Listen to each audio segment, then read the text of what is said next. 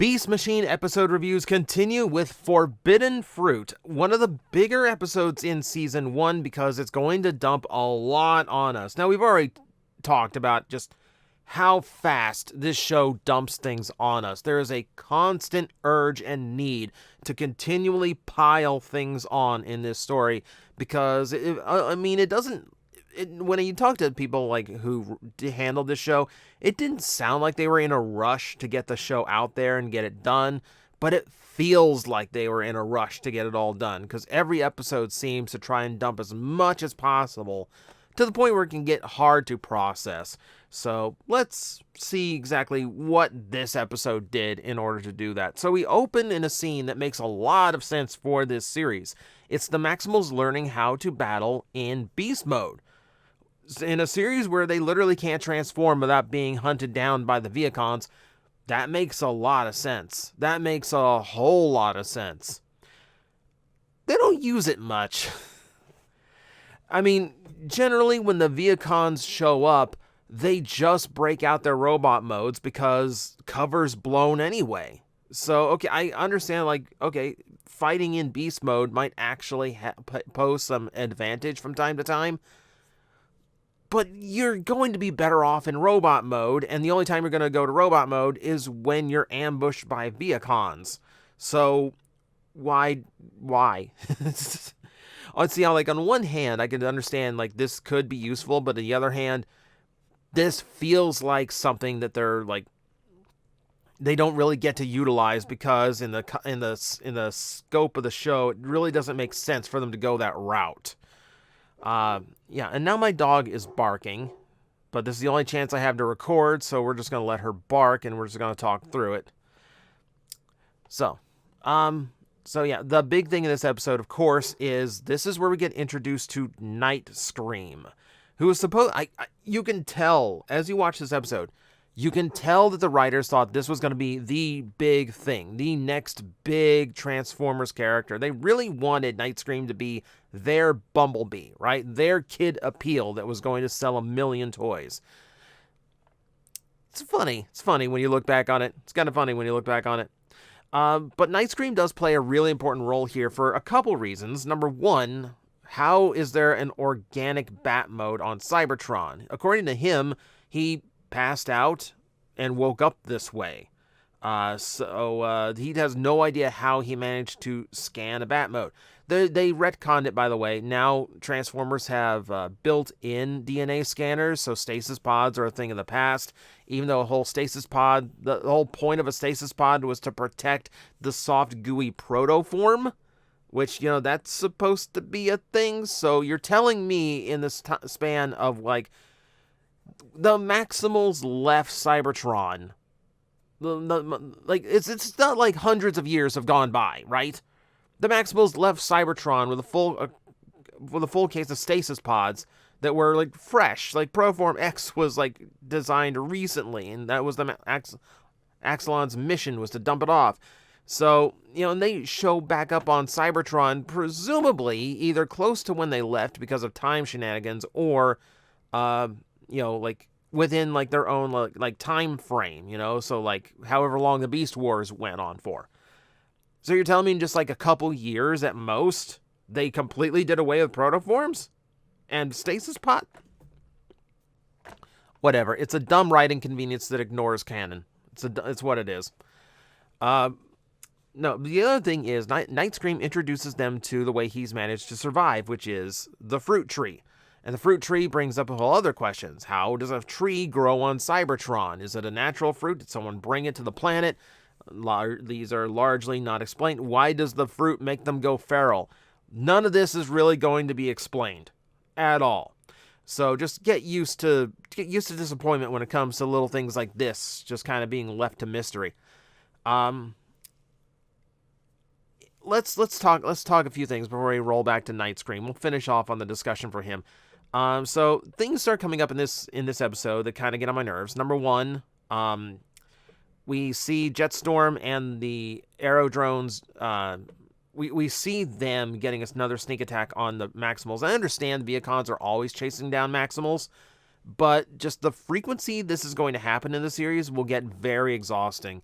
And even in episode 5, it becomes obvious that the only idea they really had for any of the encounters between Maximals and Vehicons was chase sequences.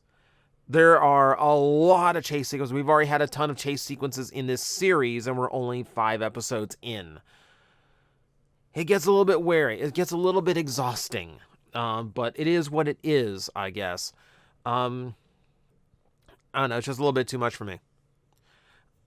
There's a few weird things, too. For some reason, Cheetor gets really upset at the suggestion of eating fruit because we fuel up on Energon, period. Except in Beast Wars, we knew that they could eat. Rhinox was eating wild bean vines to try and conserve his energy. So we know in Beast Wars, they were capable of eating in order to convert things into Energon. Why is Cheetor upset over eating a freaking pear? Why? It just seems like unnaturally hostile. I understand him not trusting, but also it's going a little far. I mean, it's really just there for the sake of the fruit makes you feral, so someone has to distrust it. Someone has to be really angry about it.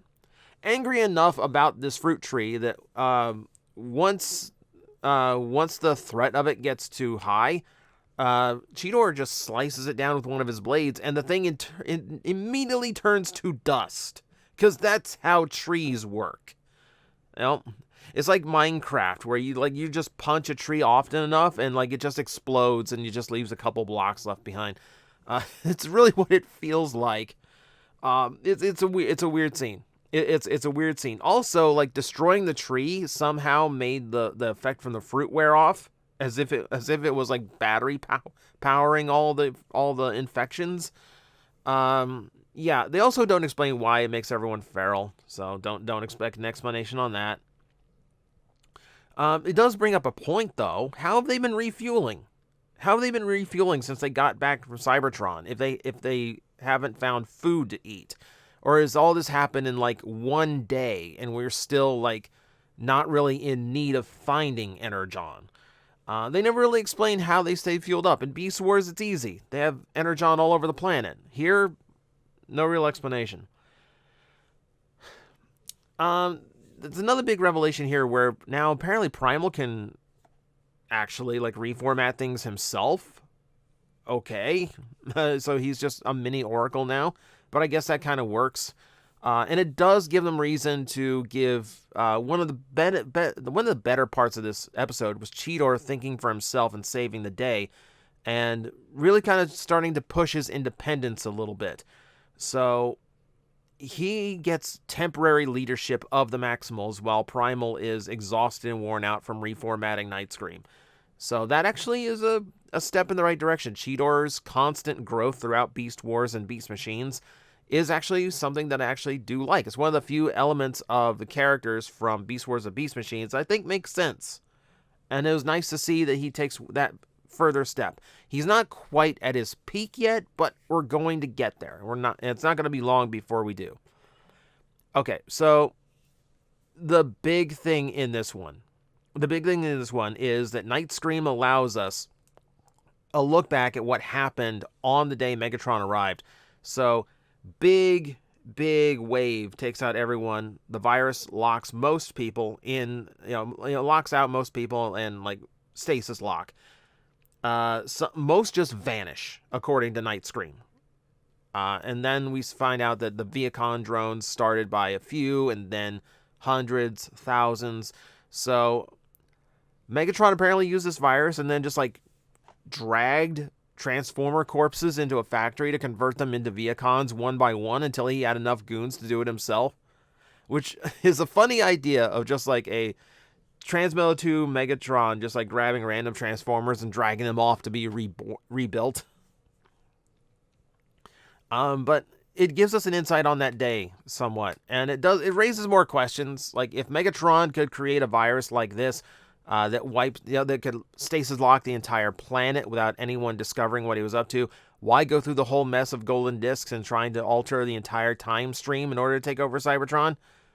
I mean, Cybertron's supposed to be really hard to take over if you have to modify time in order to do it. So if all you had to do was make a virus to wipe the planet, why didn't he just do that?